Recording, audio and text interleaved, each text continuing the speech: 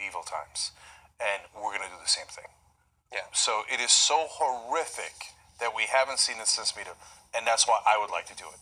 I'm going to fight fire with fire. Yeah. So he talked about decapitating people. So it's fire with fire. Are we going to start decapitating people?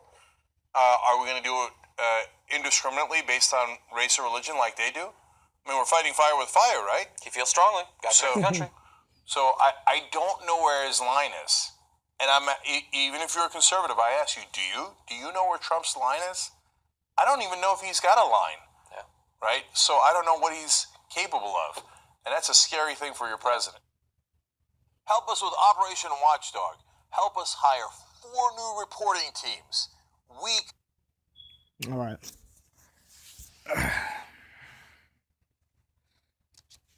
Slacker.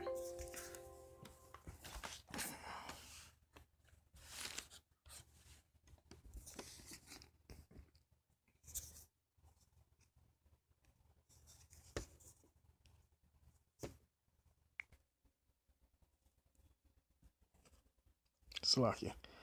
All right. This is hold on.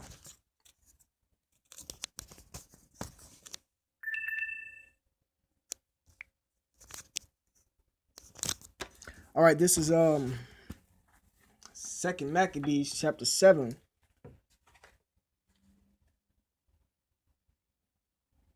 Verse 1. This is about the 7 brothers that got tortured. It says, it came to pass also that 7 brethren with their mother were taken and compelled by the king against the law to taste swine's flesh. And, they're going to try to make us take the RFID chip. Those of us that are of the elect. And just like how they didn't want to eat the swine's flesh and got tortured for it, same thing going to happen to us. Well, not all of the elect. Some of the elect going to escape. The Lord going to have that spirit on the brothers to be able to endure because they're going to be of the elect. But it says, and were tormented with scourges and whips. But one of them that spake first said thus, what wouldest thou ask or learn of us? We are ready to die rather than to transgress the laws of our fathers. Then the king, being in a rage, commanded pans and cauldrons to be made hot, which forthwith being heated, he commanded to cut off the tongue of him that spake first, and to cut off the utmost parts of his body. The rest of his brethren and his mother looking on. Now when he was thus maimed in all his members, he commanded him, being yet alive, to be brought to the fire and to be fried in the pan. And as the vapor of the pan was for a good space dispersed, they exhorted one another with the mother to die manfully, saying thus, the Lord power looketh upon us, and in truth have comfort in us. And Moses in his song, which witnessed to their faces, declared, saying, and he shall be comforted in his servants. So when the first was dead, after this manner, they brought the second to make him a mocking stock. And when they had pulled off the skin of his head with the hair, they asked him, wilt thou eat before thou be punished throughout every member of thy body? But he answered in his own language and said, no. Wherefore he also received the next torment in order, as the former did. And when he was at the last gasp, he said, thou like a fury takest us out of this present life. But the King of the world shall raise us up, who have died for his laws, unto everlasting life. And that's the kingdom of heaven, man. So if you die and suffer for Yahweh's sake, you're going to be re-raised up.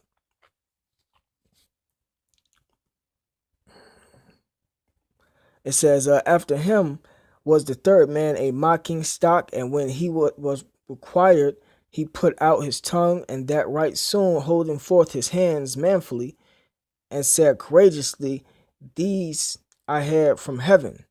and for his laws I despise them. And from him I hope to receive them again, and so much that the king and they that were with him marvel at the young man's courage, for that he nothing regarded the pains. See, Yahweh Shai had that spirit on him, man. It says,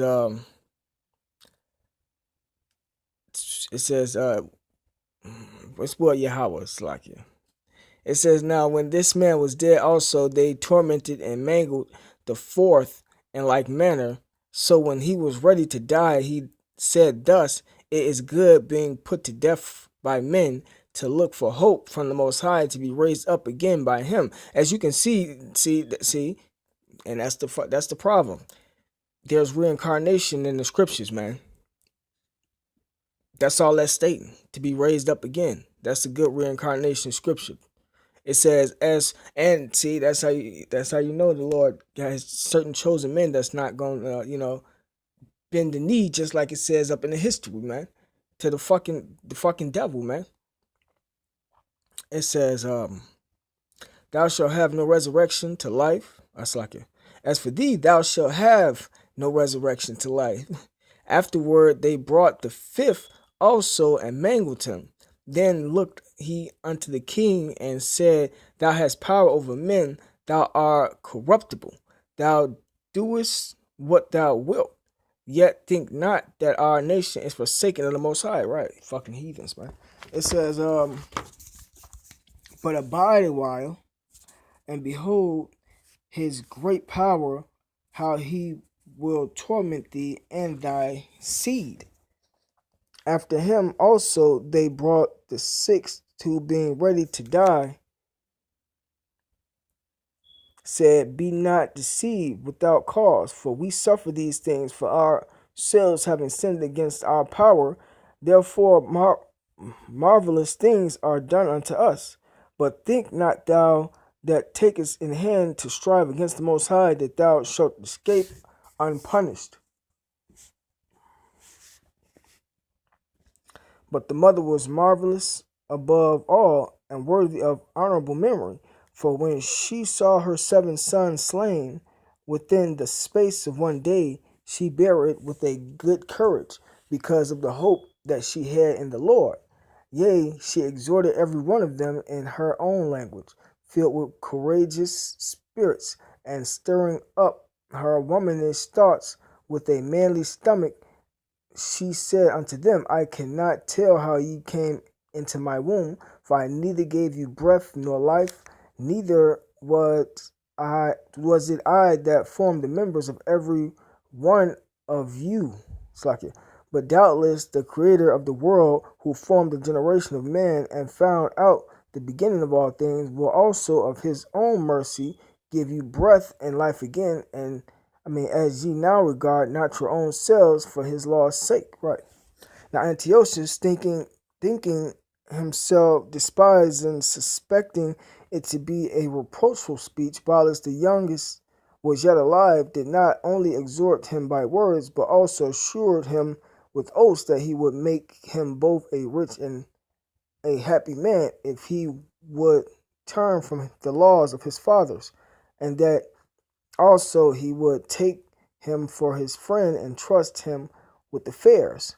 But when the young man, right, he tried to get him to sell out, but when, like the church pastors and the Pharisees and scribes did, and like the so-called Israelite teachers and camps today, that ain't up under the apostles, or that ain't up the elect.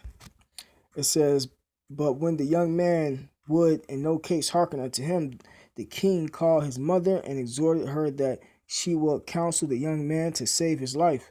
And when he had exhorted her with many words, she promised him that she would counsel her son.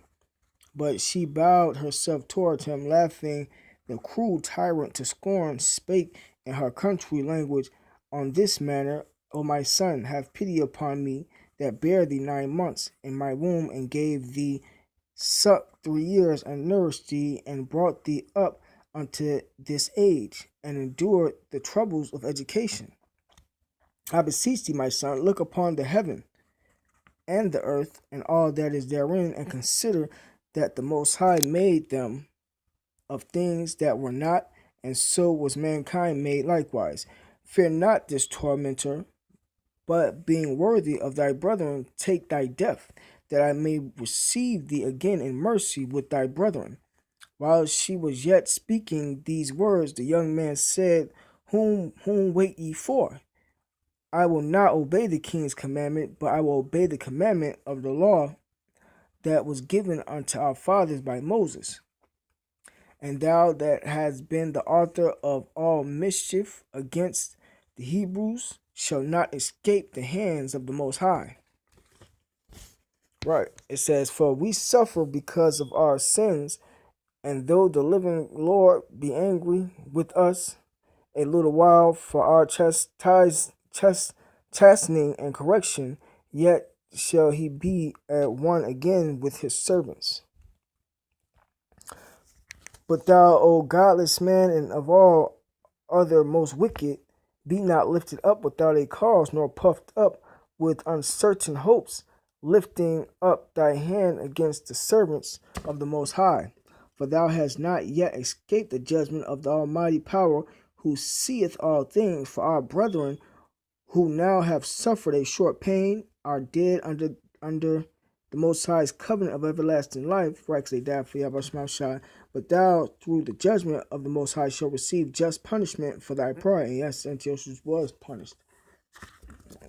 It says, But I, as my brethren, offer up my body and life for the laws of our fathers, beseeching the Most High that he would speedily be merciful unto our nation, and that thou by torments and plagues mayest confess that he alone is the Most High, and that in me and my brethren the wrath of the Almighty, which is justly brought upon all our nation, may cease. Then the king, being enraged, handled him worse than all the rest, and took it grievously that he was mocked. So this man died undefiled, and put his whole trust in the Lord. Last of all, after the sons, the mother died.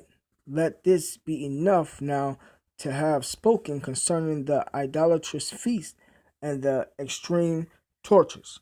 Right. So Trump bringing this torture shit, is nothing new, man. This shit was done during the time of our history. And, the seven brothers died. So those of the elect, are supposed to die for the truth's sake. So, bring a couple more scriptures.